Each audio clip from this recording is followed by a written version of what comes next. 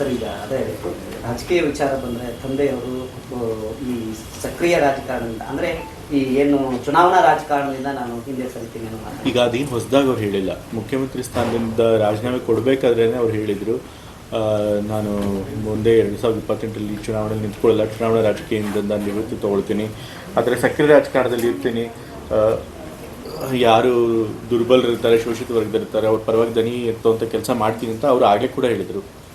ಅವ್ರಿಗೆ ಮತ್ತೆ ಅದನ್ನೇ ಇನ್ನೊಂದ್ಸರಿ ಹೇಳಿದ್ದಾರೆ ಅಷ್ಟೇ.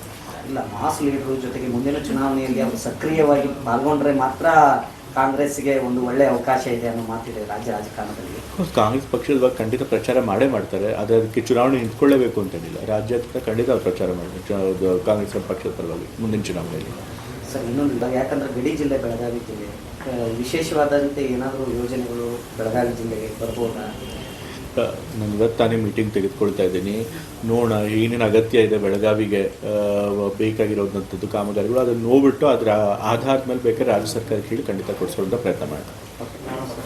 ಈ ವಿಡಿಯೋ ನಿಮಗೆ ಇಷ್ಟವಾದಲ್ಲಿ ಲೈಕ್ ಮಾಡಿ, ಶೇರ್ ಮಾಡಿ, ಸಬ್ಸ್ಕ್ರೈಬ್ ಮಾಡಿ.